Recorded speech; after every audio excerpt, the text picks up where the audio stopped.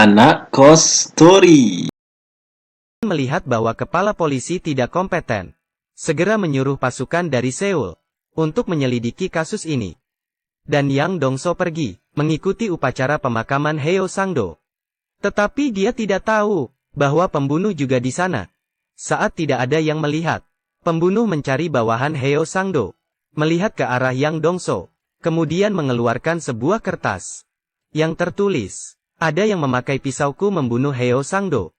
Bawahannya langsung tahu, Yang Dongso yang membunuh bosnya. Ketika Yang Dongso dan Kang Kyung-ho menyelidiki di mobil, bawahan Heo Sang-do membawa kawanannya, ingin membunuh Yang Dongso. Walaupun mereka hanya berdua, tetapi kekuatan mereka ada 200%, tinjunya meninju semua bawahan Heo Sang-do sampai tumbang. Dengan cepatnya mereka berdua menghabisi semua orang. Dan dalam kekacauan, tanpa sengaja Kang Kyung-ho membunuh bawahan Heo Sang-do. Dia yang sebagai polisi tidak tahu harus bagaimana. Kemudian Yang Dongso menyuruh Kang Kyung-ho pergi, biar dia yang mengurusnya. Kang Kyung-ho mendapatkan sidik jari dari mobil dan mencari bantuan teman dokternya. Hasilnya keluar, yaitu informasi pembunuh. Dari alamatnya Kang Kyung-ho datang ke rumah sewaan pembunuh. Dia menemukan selembar foto, membandingkan dengan gambar yang diberikan oleh Yang Dongso. Orang yang sama persis. Dia langsung memberitahu Yang Dongso. Sekarang identitas si pembunuh akhirnya terkonfirmasi. Dari penyelidikan tahu bahwa pembunuh ini dilecehkan oleh ayah sejak kecil. Mungkin karena gangguan psikologisnya, membunuh tanpa alasan. Dengan melacak tempat pembunuh, yang bertelepon dengan ibunya, memastikan tempat yang sering dia kunjungi. Sehingga bos gangster dan polisi, karena satu tujuan yang sama, bekerja sama. Kondisi seperti ini sangat luar biasa. Yang baik dan yang jahat semuanya bergerak. Mulai pencarian yang sejelas mungkin. Yang Dongso bertemu dengan siswi yang tidak membawa payung. Dia memberikan payungnya. Siswi ini sangat berterima kasih. Kemudian naik bus dan pergi.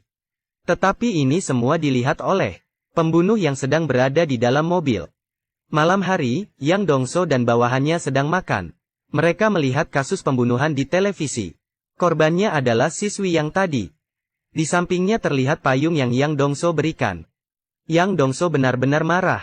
Dia bersumpah bagaimanapun akan menemukan dia. Bawahannya tidak lanjut makan dan langsung berdiri. Semuanya bergerak mencari mengikuti jalur bus. Beberapa jam kemudian, mereka menemukan lokasi pembunuh, dan berhenti di sekitarnya, menunggu pembunuh masuk ke jebakan. Tidak lama kemudian, sebuah mobil putih perlahan mendekat. Semuanya menahan napas dan menunggu.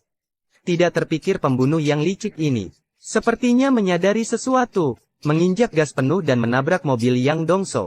Mereka mulai mengejar. Akhirnya, mobil terpaksa henti di persimpangan jalan. Tetapi pembunuh sudah tidak berada di mobil. Kwon Oh Seong melihat pembunuh sedang berlari, langsung mengejarnya, tetapi sayangnya diserang oleh pembunuh. Saat Yang Dongso tiba, bawahannya menggunakan napas terakhir dan menunjuk arah pembunuh lari.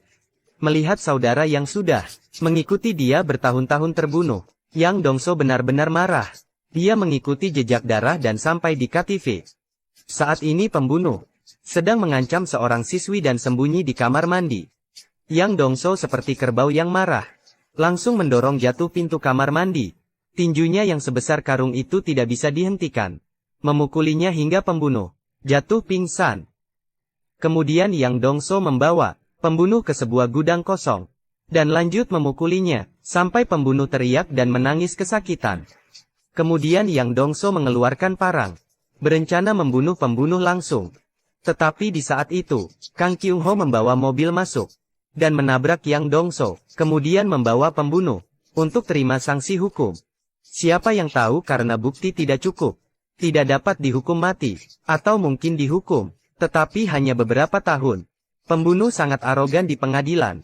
Keluarga korban yang sedang duduk sangat marah, tetapi tidak bisa berbuat apa-apa. Pada saat ini, muncul seorang saksi, yaitu Yang Dongso. Sebagai satu-satunya orang yang selamat dalam pembunuhan berantai, Yang Dongso menjadi saksi mata dan menunjuk pembunuh. Kemudian melepaskan baju, memperlihatkan bekas luka yang ditusuk pembunuh, dan menunjukkan area luka pembunuh dengan tepat. Kemudian mengeluarkan kertas, tulisan tangan pembunuh yang pernah diberikan ke bawahan Heo Sangdo. Tetapi kata-kata di depan sudah robek. Tersisa pisau saya membunuh Heo Sangdo. Melalui tulisan tangannya, identitas pembunuh terkonfirmasi. Hakim menjatuhkan hukuman mati. Tidak lama kemudian, Yang Dongso dikirim ke penjara. Sekelompok orang membungkuk dan menyambut kedatangan bos besar. Sedangkan pembunuh yang disudut memperlihatkan ketakutan yang belum pernah dirasakannya. Ternyata ini adalah syarat dari Yang Dongso untuk menjadi saksi di pengadilan. Yang Dongso yang bertato ini adalah orang terkejam di Korea, karena tidak cocok langsung mencabut gigi seorang anak buah. Membuat bos anak buah itu takut, langsung meminum birnya sampai habis. Sebagai bos gangster terbesar di Korea, Yang Dongso memiliki ratusan ruang permainan dewasa, memonopoli seluruh negara. Siapapun yang menyinggungnya akan menjadi karung tinju di bawah kepalan tangannya. Baru-baru ini lawannya Heo Sangdo juga ingin berbagi dengannya. Akhirnya dia dipermalukan. Setelah itu, Yang Dongsu mengendarai mobil untuk pulang ke rumah. Di tengah jalan, diikuti oleh mobil putih. Bisnis Yang Dongso banyak, sama sekali tidak peduli, menyuruh pemuda itu pergi. Tiba-tiba pemuda itu diam-diam.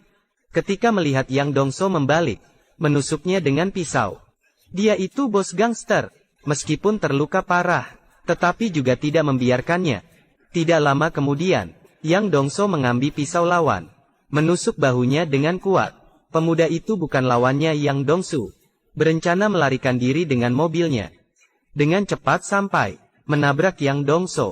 Pejalan kaki yang lewat, menemukan Yang Dongso yang siuman, mengirimnya ke rumah sakit untuk diselamatkan. Kwon Oseong bawahannya melihat bos begini, mengira Heo Sangdo yang melakukannya.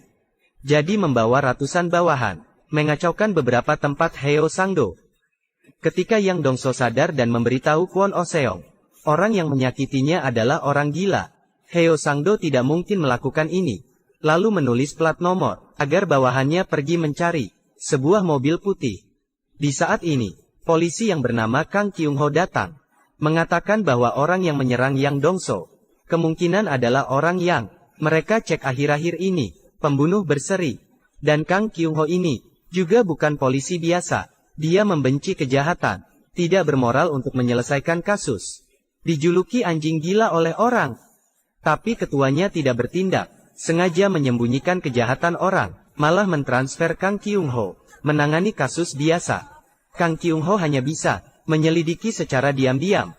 Ketika mengetahui Yang Dongsu diserang, datang untuk meminta petunjuk. Tetapi bagi seorang bos gangster, tidak mungkin mempermalukan diri sendiri. Sehingga mengatakan dia terpeleset sendiri, agar Kang Kyung-ho pergi. Kemudian lawannya Heo Sangdo juga ke rumah sakit, mengatakan bahwa bukan dia yang melakukan ini, tetapi bawahan Yang Dongso, malah membunuh banyak bawahannya. Kemudian meminta tunjangan penyelesaian, dan 10 ruang permainan sebagai kompensasi.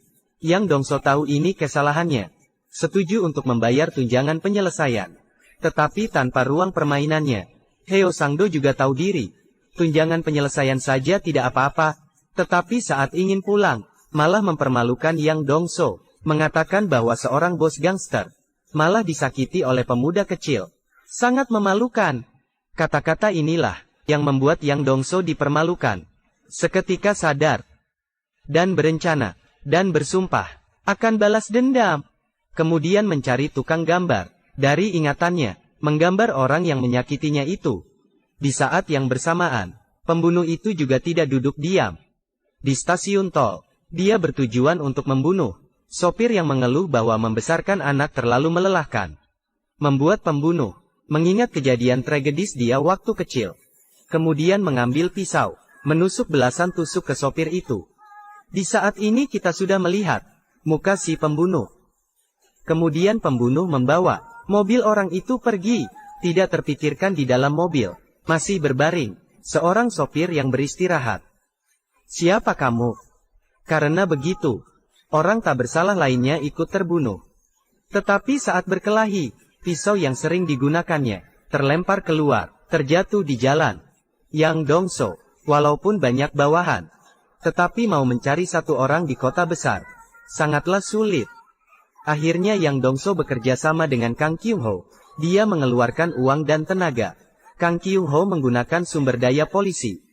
Siapa yang menemukan pembunuh itu, itulah yang berhak menangani. Dan Jongso langsung menyuruh Kwon Oh Seong mengambil pisau itu, dan membunuh Heo Sang-do.